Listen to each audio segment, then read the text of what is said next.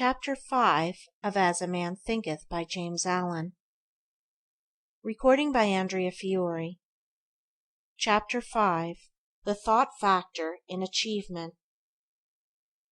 All that a man achieves, and all that he fails to achieve, is the direct result of his own thoughts. In a justly ordered universe, where loss of equipoise would mean total destruction, individual responsibility must be absolute. A man's weakness and strength, purity and impurity, are his own, and not another man's. They are brought about by himself, and not another, and they can only be altered by himself, never by another. His condition is also his own, and not another man's.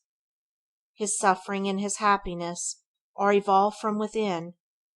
As he thinks, so he is. As he continues to think, so he remains.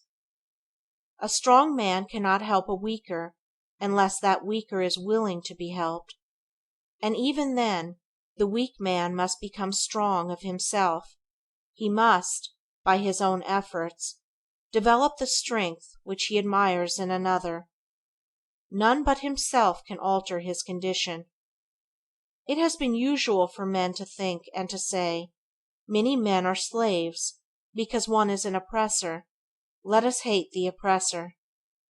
Now, however, there is amongst an increasing few a tendency to reverse this judgment, and to say, "One man is an oppressor, because many are slaves. Let us despise the slaves." The truth is that oppressor and slave are co-operators in ignorance, and while seeming to afflict each other, are in reality afflicting themselves.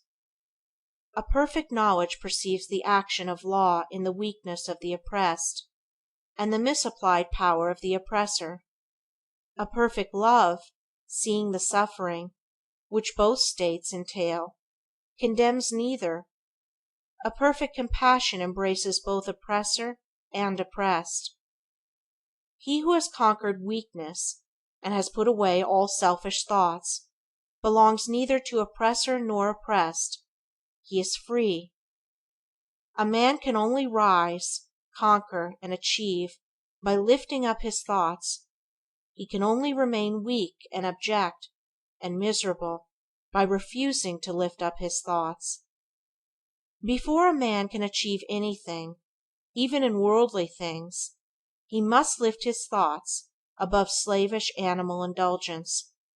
He may not, in order to succeed, give up all animality and selfishness, by any means, but a portion of it must at least be sacrificed. A man whose first thought is bestial indulgence could neither think clearly nor plan methodically. He could not find and develop his latent resources, and would fail in any undertaking. Not having commenced to manfully control his thoughts, he is not in a position to control affairs and to adopt serious responsibilities. He is not fit to act independently and stand alone, but he is limited only by the thoughts which he chooses.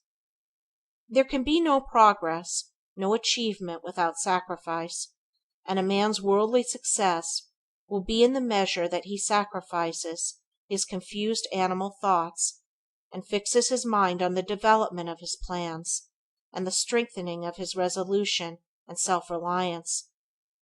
And the higher he lifts his thoughts, the more manly, upright, and righteous he becomes, the greater will be his success, the more blessed and enduring will be his achievements. The universe does not favor the greedy, the dishonest, the vicious, although on the mere surface it may sometimes appear to do so. It helps the honest, the magnanimous, the virtuous.